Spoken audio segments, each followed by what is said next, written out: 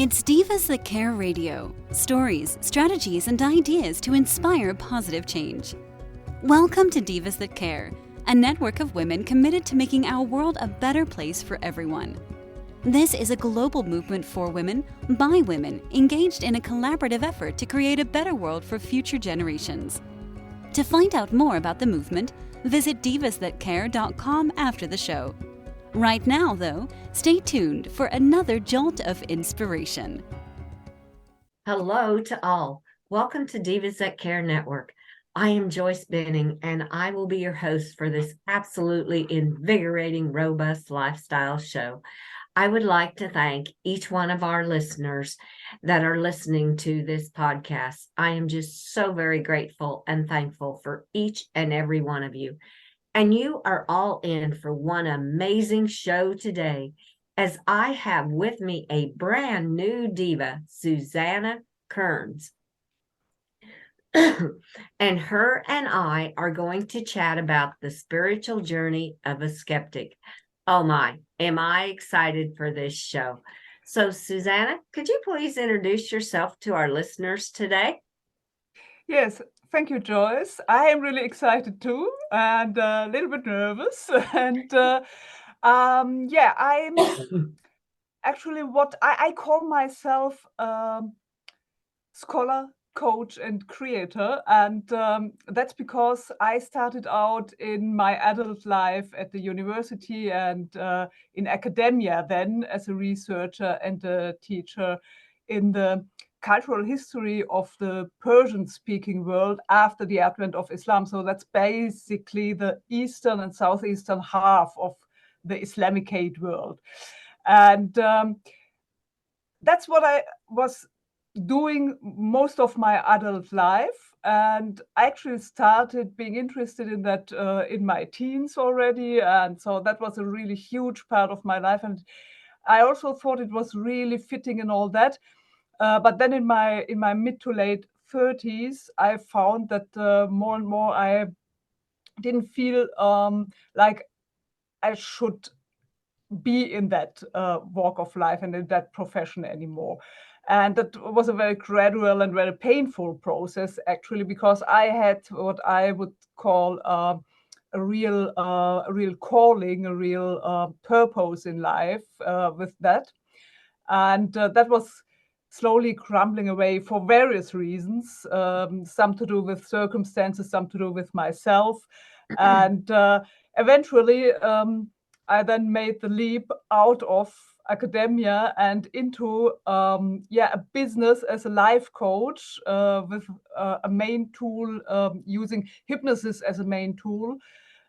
Which is something that I personally love, and I love the power of it. And I love trance states. I've found that I've always loved trance states throughout my life. And so that's what I'm doing now. I've just opened another branch in the business also, which is to support coaches and healers with their tech stuff if they have problems with technical things and, for example, want to have videos cut and edited or repurposed for podcasts, things like that, because that's something I've learned by doing in a hobby. And also online profiles, polishing their online profiles. Like when you have a podcast, you can now have it entered on IMDb, which is the International Movie Database, and then you can have interconnections. You can add all your guests, and they get pages there. And then if they are in other podcasts that are there, then that shows up on their profiles, and so you get more interconnections, and you get more backlinks also. Quality backlinks and things like that.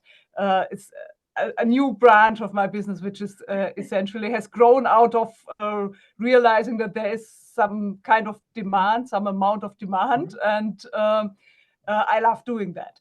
So that's what I'm doing, and that's also where the creator part comes in. I have also started now, restarted publishing books of a different nature now, not academic books anymore.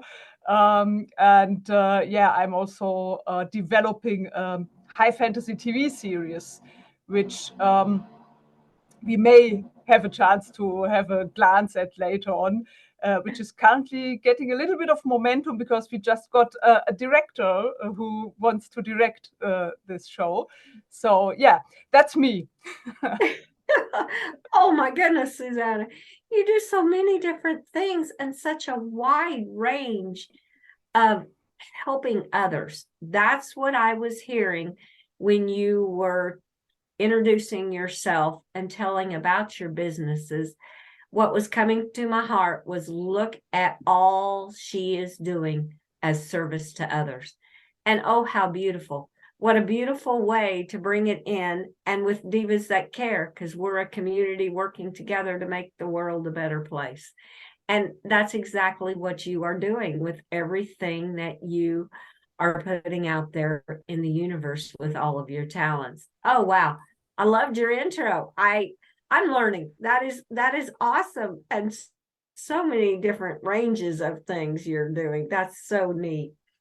Well, as we start on the spiritual journey of a skeptic, how would you like to start? Is this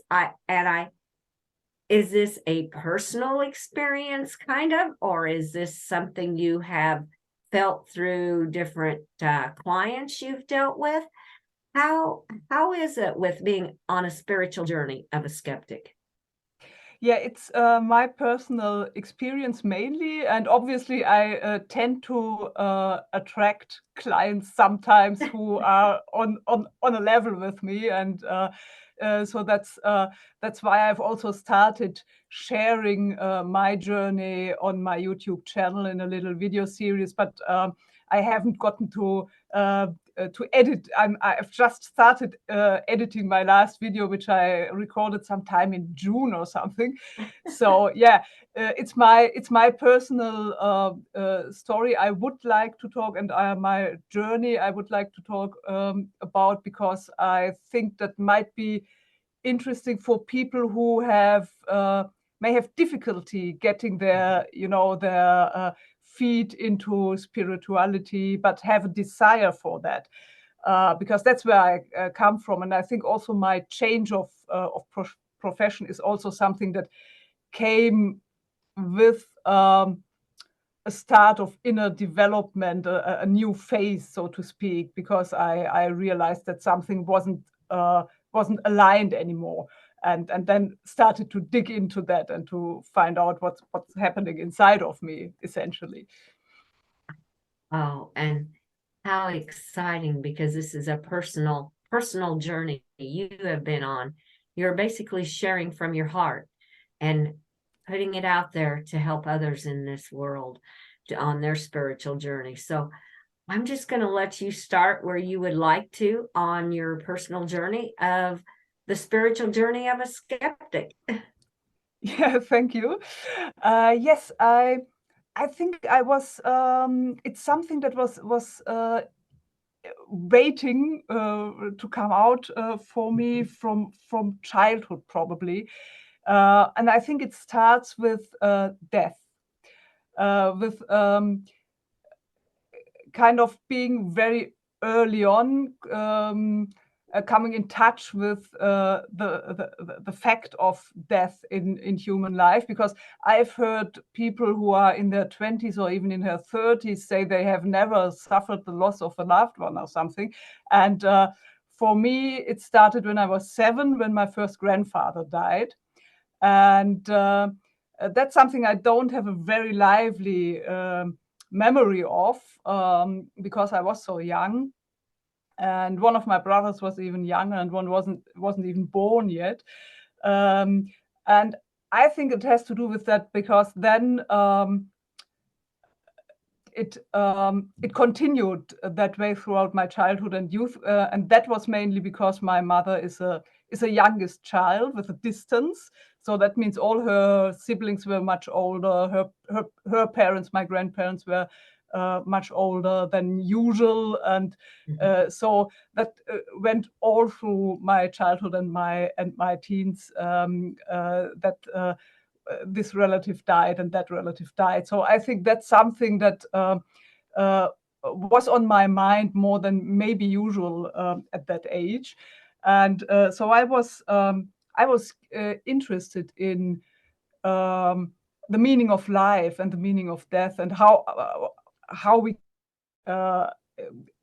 develop a concept for the meaning of life in the face of death, so to speak. And the other component that was important was probably that there is, I could also say I'm a seeker. There is something in me that was always trying to figure out how the world works, and what's the meaning of all that.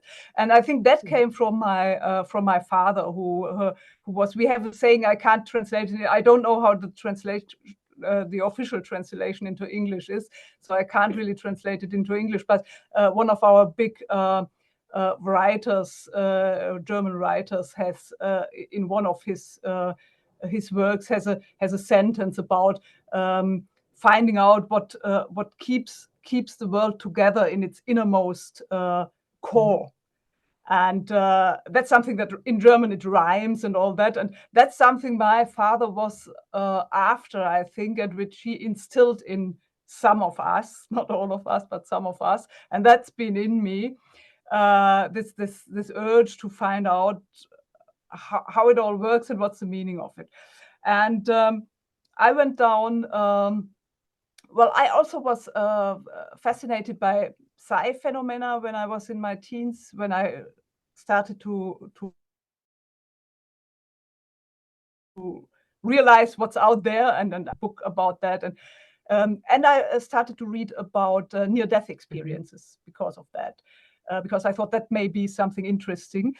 Now, the thing is, I was brought up in a very educated environment, and that means that everyone was very aware of what the sciences also say, and the sciences currently are based on the assumption that everything is material, and that we are essentially produced by our brains. What we are is produced by our brains, and that was something that would mean if you then die and your body decomposes and your brain decomposes, you will vanish into nothingness, so to speak. And that was something that made me thoroughly unhappy. I was really unhappy about this idea, but everything looked like this is how it is, and got to face the realities. And so I started digging to find out, is there potentially something we can find out about that, that's hopefully brings out another perspective for me, because the thing is, I had thought a lot of about that. I had also read a lot about philosophy, and I had come to the conclusion that our tiny human brains, can't actually grasp something like God or the thereafter, or find proof of that, even less so. So I called myself an agnostic, which means someone who doesn't know, because I thought you can't know anything. You can have beliefs and thoughts and all that, but you can't know anything. And on the other hand, I had this urge. I actually wanted to know more, and I was very unhappy with the idea that we are just our bodies. And it also felt like then nothing makes sense, and it's all coincidental, and you could as well lie down and die now, because what's the point, so I was craving a deeper meaning. And I looked into near-death experiences because I had somehow found out that there is potentially something to find there, that there are people who have almost died and come back and are reporting about their experiences. And I went into that, but there were so many, I mean, it's something that is known, but still from the side of science, it's like something that can be explained away, or if it can't be explained away, then it must be wrong, something like that. And so I didn't get to any conclusion. I just started to go into that. And in my early 20s, then I dropped it for a while, because I was at a point where I found it extremely uncomfortable to think about death all of the time, because I didn't reach a good point with that, a comfortable point with that, and I felt myself getting depressed. And so I thought, okay, now it's now refocus on your life now and enjoy your life now. And I did that until pretty much until my last grandmother died when I was 31.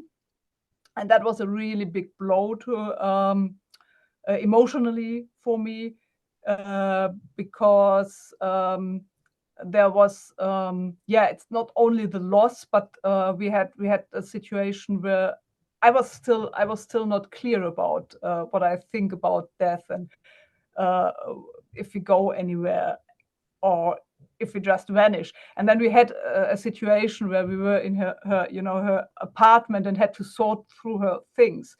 And then we opened up a cupboard, and there she had collected some things from our gifts, which we had made her when we were children and when we were growing up. And so some of them she had kept and collected there.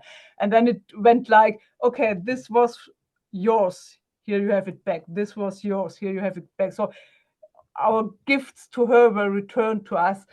And that felt incredibly devastating to me, because it just felt like all the love, was completely unstuck, and she had vanished.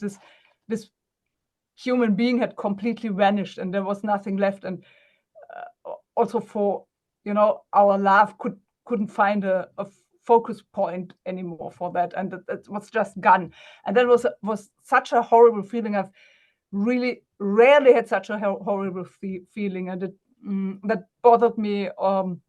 Her death essentially bothered me for 4 years. Until then, I got into my midlife crisis and restarted my reading and research journey into this stuff. And so that was kind of a turning point. And so I was in my mid-30s, and I had this mid-career crisis starting. I had some personal stuff going on, which made me essentially go into a full-fledged midlife crisis. And I was resuming this search for actually essentially the meaning of life, because I was at that point again. And so I restarted that, and restarted reading on near-death experiences first, because that was something I remembered could be a path leading to something and to somewhere. And there had new books come out by that time, and it had moved on. The research had moved on. It was really interesting. And I just remember reading this book of Pim van Lommel on near-death experiences. He's a cardiologist in the Netherlands. And he argued for a life after death, and essentially for a consciousness that is independent of our body and our brain. Something like a consciousness without limit, and all that. And so that was, and he had arguments that I found really convincing. I wasn't fully convinced yet, because I'm a skeptic, and I had to read a lot more things and go through a lot more motions. But that was a point where I thought, yeah, but it sounds really plausible. And although there are question marks here and there, I could just try this, test this out, how this feels, because this could be real. And I remember I was going through the streets and looking at the sky, and I felt so relieved. And life was so beautiful, and I felt so joyful suddenly, just because I was able to convince myself that it's probably real, that we are not going to just vanish into nothingness at death. And that was such a relief, and so I was so happy about that. And from there, it then started to develop, and I started to read a lot of things. And I read, obviously, mainly then also books from people who came from a similar background, who were skeptics, who were brought up in academia, who had this materialist worldview first, and then were convinced by something that reality might actually be different. So these were most credible to me, and that's actually why I started my YouTube series, because I thought, well, this kind of people need other people like them who have been convinced, and explain what convinced them and how they got convinced and why they are convinced. And so I won't go into all the details here. I do that in the series, and we don't have as much time. But yeah, I came to a lot of conclusions, and a lot of it's not all just wishful thinking that was fulfilled. There's also this element that I think there's a high probability that we actually have multiple lives and on Earth, and that's something I didn't really like, because I like this life, and I thought I'm really lucky in this life, and you can see all the options that are much worse. And so I'm not really keen on returning in another body to another life. I'm still not, but yeah, I came to the conclusion that's very probable that that's actually also a reality and a fact. And well, in any case, what unfolded there for me was what I call a background reality. Something we usually don't perceive with our normal senses, with our eyes and ears, and we can't touch easily, and so on. And so I call it the background reality, but that seems to hold for me the key to how this world really works, and what the meaning really is. And so I continued on that path, and eventually I got to experience some really interesting things just during the last couple of years, um, when I restarted meditating and all that. But one important thing was I had engaged with that on an intellectual basis. And that was very interesting and satisfying to a degree, but it's also something you don't have real, real hard, rock hard scientific proof. But we also don't have that for materialism. That's the interesting thing I found out. That isn't hard, solid proof proven either. So we can essentially choose. But what I was lacking was personal experience. And I thought, yeah, well, it's not really a good thing if you have to, go through a near-death experience to get personal experience. And so what I did was I found then, or stumbled over the option to actually go onto a journey to the life between lives in a hypnosis session, in a trance journey. And that was the first really interesting and really fascinating and mind-opening experience I had myself. And after that, it very slowly developed, and I went into various different things that I've done on my search of a new profession also, and hobbies I developed and whatever. So I got distracted here and there, and then I got back on track. And essentially, since 2021, I've really had some very impressive experiences in meditation. And the latest, what was really helpful for me was heart coherence meditation, where I had spontaneously such a feeling of, in my heart center region, such a feeling of warmth and coziness and love, and that was really expansive. And I was it's in this state for the rest of the day. And in the state, I had really no interest to engage in anything that could disturb that stage. And that made me think, what would happen if everybody was in this state most of the time? What would our world look like? I mean, it would be a much nicer place, I think, to be. And the other thing is that now this year, at the start of this year, my father transitioned.